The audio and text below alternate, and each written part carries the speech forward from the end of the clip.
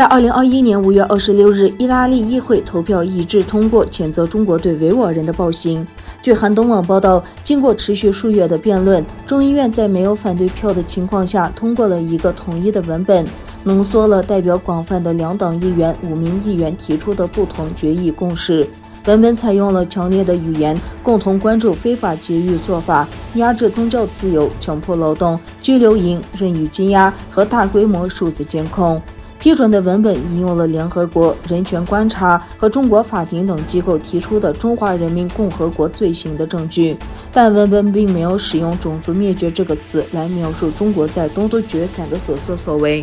通过的动议要求意大利政府在国际层面上对中国做出类似的谴责，认真对待东突厥散人的证词，并帮助受害者。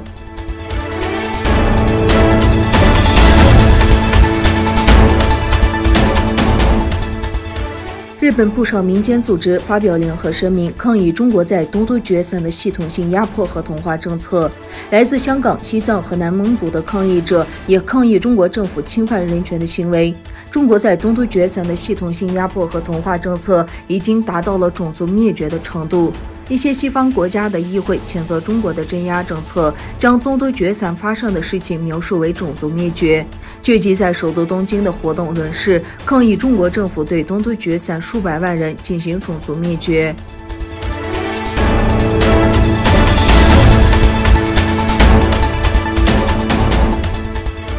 中国镇压香港自由，在东突厥散实施种族灭绝政策，已成为中共官员在国际社会无法避开的人权问题。周四，英国外交大臣在中英一次会谈中，再次向中国外长王毅提出对香港和维吾尔人权的关注。英国外交部在一份声明中说，外交大臣重申英国对香港局势和东突厥散侵犯人权的持续关注，并强调给予联合国人权专家不受限制的进入东突厥散的重要性。声明提到，双方同意两国有很多机会可以合作，范围包括贸易、解决生物多样性减少，希望在有关问题上进一步讨论。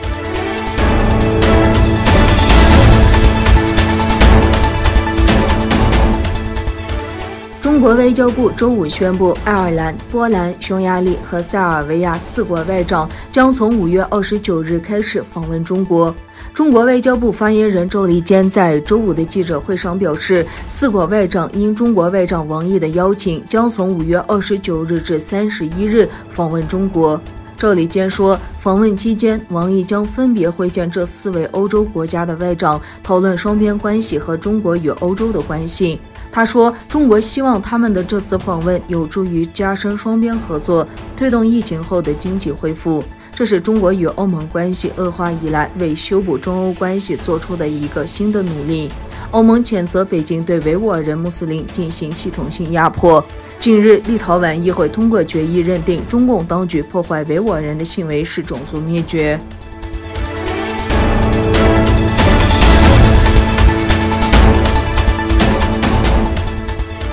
美军参谋长联席会议主席米利5月26日在出席活动时警告说，要防止与中国和俄罗斯的关系破裂，并建议采取紧急行动，改善全球关系，以防止另一场大国战争发生。米利周三在参加美国空军学院毕业典礼时发表讲话指，美国在与中俄保持适当的竞争水平方面正维持着危险的平衡。米利说，我们生活在一个技术发展的时代，人工智能、机器人技术、人体工程、超高音速技术、远程精准射击，我们现在可以在人类历史上从未出现过的范围内寻找并打击目标。他说，掌握新技术的国家将它们与理论相结合，并发展领导力以利用这些技术。他继续说，在这方面做得最好的一方将在下一场战争开始时拥有决定性的优势。